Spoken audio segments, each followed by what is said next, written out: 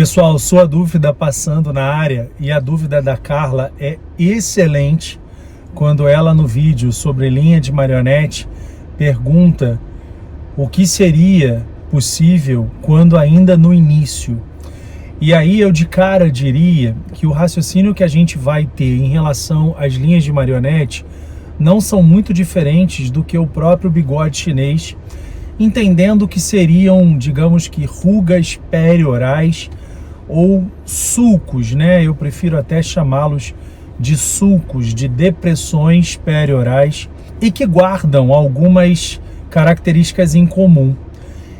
Uma delas, sem dúvida alguma, é o próprio peso, né? O próprio derretimento, a ptose, causado pelo ganho da flacidez ao longo do processo de envelhecimento. De modo que, como a Carla bem pontuou, quando no início valem as abordagens que se restringem única e exclusivamente àquela depressão. E aí, nesse sentido, eu gosto sempre de pensar nos preenchimentos à base de géis de ácido hialurônico, infelizmente muito mal posicionados por algumas pessoas, uma vez que haveria aí, eu acho que uma tendência a se achar que os ácidos hialurônicos apenas insuflam, inflam, enchem as pessoas.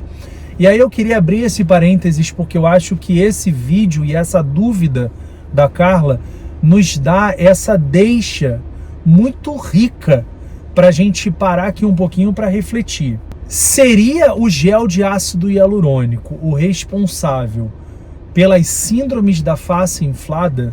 Por essas aberrações, e aí infelizmente a gente precisa usar dessas palavras infelizes, que a gente tem visto por aí tão largamente veiculados, especialmente quando a gente se vale de figuras públicas, né, que sofreram a dita harmonização facial e ficaram, sim, absolutamente inflados. Ou quando a gente para pensar nessa matéria-prima, né, no gel de ácido hialurônico, que a gente resume como ácido hialurônico, e a gente para lembrar que o uso do ácido hialurônico nos permite o preenchimento da face, a gente preenche o que está faltando. A gente preenche numa parede com massa corridinha o buraquinho do prego quando a gente desistiu daquele quadro, e a gente não vai deixar o buraco do prego enfeiando a nossa parede. Estou fazendo uma analogia bastante boba, mas para a gente lembrar, e eu digo que o óbvio precisa sempre ser dito, que preenchimento serve para preencher o que estava faltando. Eu brinco que como nesses restaurantes de refill, né? Que aliás é um dos R's do rejuvenescimento.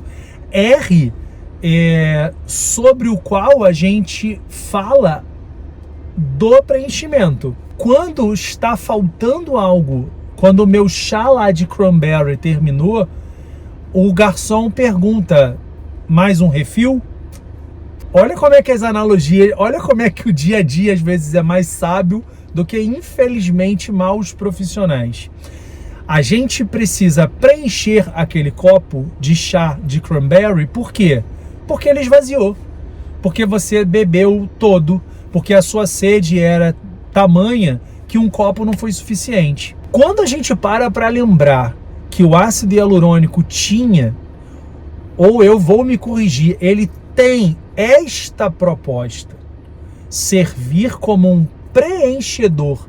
Eu vou preencher aquilo que está faltando. Então, se existe um sulco ou uma depressão se pronunciando que durante a juventude ela não se pronunciava, vale considerar os preenchedores? Sim, sim. E aí, como a Carla bem pontuou na sua pergunta, especialmente quando do início do problema. Ah, mas, Dr. Léo, mesmo sendo muito inicial, eu percebo que é porque já tem uma quedinha. Tanto que quando eu me dou uma posicionadinha assim, ó, tô falando de mim mesmo. Quando eu dou uma posicionadinha assim, ó, isso aqui, ó, já parece se resolver. E aí seria o caso de preenchimento? Aí não.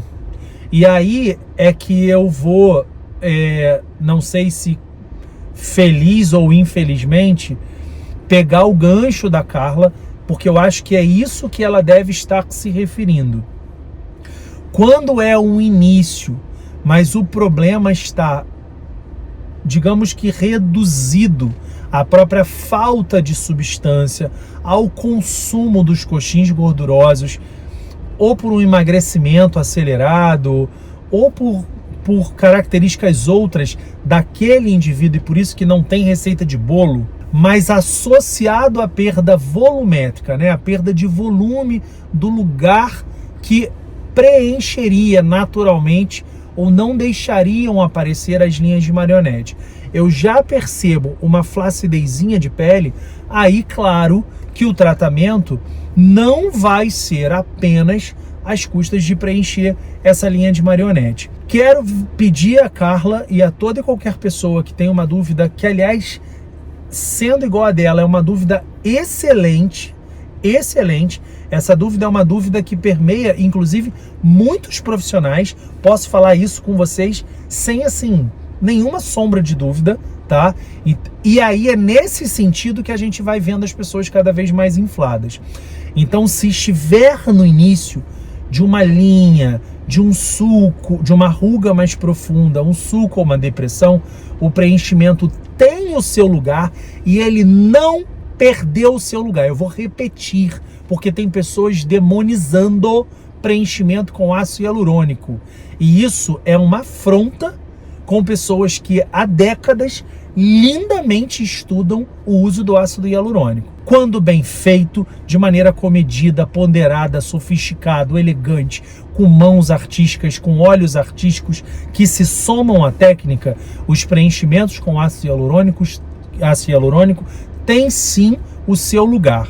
Agora, de novo, pegando o gancho da Carla, especialmente, e no caso específico das linhas de marionete, uma condição inestética do terço inferior, quando muito no início, porque se já existe necessidade de reposicionamento tecidual, esse reposicionamento tecidual que deve, em alguns casos, abordar desde a eminência malar até o arco zigomático, até o ramo da mandíbula, até o ângulo da mandíbula, até o corpo da mandíbula e às vezes se estender até o mento, fazer aquilo que a gente chama de C-shape. A gente também, com ácido hialurônico, estaria resolvendo a linha de marionete, o bigode chinês, o bulldog, os 3 principais inestetismos do terço inferior, se vocês pararem para pensar.